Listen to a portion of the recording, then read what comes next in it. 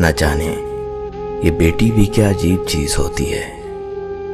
बेटी जब शादी के स्टेज से ससुराल जाती है तब पराई नहीं लगती, मगर जब वो मैके आकर हाथ मुंह धोने के बाद सामने टॉवल के बजाय अपने बैग से मुख्तसर रुमाल से मुंह पोंछती है तब वो पराई लगती है।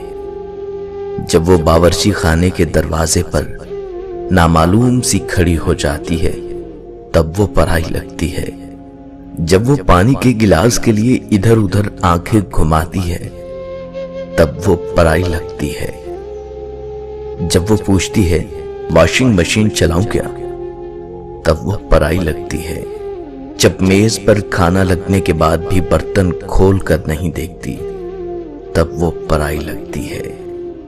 जब पैसे गिनते वक्त अपनी नजरें चुराती है तब वो पराई लगती है। जब बात बात पर गैर जरूरी कहे लगाकर खुश होने का ड्रामा करती है तब वो पराई लगती है। और लौटते वक्त अब कब आएगी, इसके जवाब में देखो कब आना होता है, ये जवाब देती है। तब हमेशा के लिए पराई हो गई ऐसे लगती है। लेकिन गाड़ी में बैठने के बाद जब वो चुपके से अपनी आंखें छुपा के खुश करने वाली कोशिश करती है तो वो परायापन एक झटके में बह जाता है, तब वो पराई सी लगती है। अरे नहीं चाहिए हिस्सा भैया, मेरा मायका सजाए रखना, कुछ न देना मुझे, सिर्फ मोहब्बत बरकरार रखना। पापा के इस घर में मेरी याद बसाए रखना, बच्चों के जहन में मेरा मान बरकरार रखना। बेटी हूं हमेशा इस घर की, ये एजाज सजाए रखना। बेटी से मां का सफर, बेफिक्री से फिक्र का सफर, रोने से खामोश कराने का सफर, गुस्से से तहम्मुल का सफर। पहले जो आंचल में छुप जाया करती थी आज किसी को आंचल में छुपा लेती है। पहले जो उंगली पे गर्म लगने से घर को सर पे उठाया करती थी आज हाथ जल जाने पर भी खाना बनाया करती है।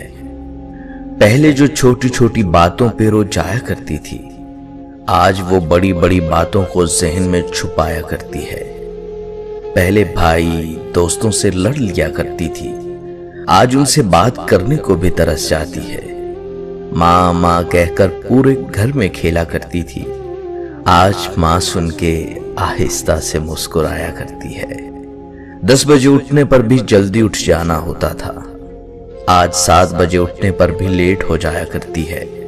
अपने शौक पूरे करते करते ही साल गुजर जाता था आज खुद के लिए एक कपड़ा लेने को तरस जाया करती है। सारा दिन मुफ्त होके भी बिजी बताया करती थी अब पूरा दिन काम करके भी काम चोर कहलाया करती हैं। एक इम्तिहान के लिए पूरे साल पढ़ा करती थी अब हर रोज बगैर तैयारी के इम्तिहान दिया करती हैं। न जाने कब किसी की बेटी किसी की मां बन गई, कब बेटी मां के सफर में तब्दील हो गई। दोस्तों, बेटियों की उम्मीदों पे फकत बाप पूरा उतरता है, ये किसी और के बस की बात नहीं। बाबा मुझे छोड़ कर गए तो जमाने ने बताया जिन बेटियों का बाप नहीं होता उनका कोई हमदर्द नहीं होता। बेटे अगर औलादे नरीना होते हैं तो बेटियां भी औलादे नगीना होती हैं और इन नगीनों को ठेस नहीं लगनी चाहिए चाहे वो अपनी हो या पराई। और जिस दिन तुम बेटी के बाप बन जाओगे तब तुम्हें वो माल नहीं मान नजर आएगी। हर बेटी का बाप बादशाह नहीं होता पर हर बेटी अपने बाप के लिए शहजादी जरूर होती है। बेटियों का दुख समझना बड़ा मुश्किल है, उनके लिए तो उसी घर में जगह नहीं रहती जहां वो पैदा होती हैं।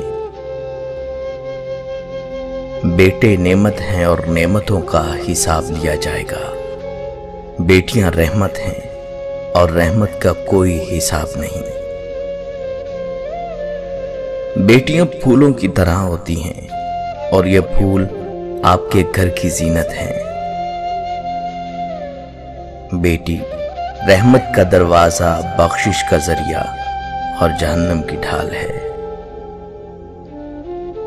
बेटी की कदर करें।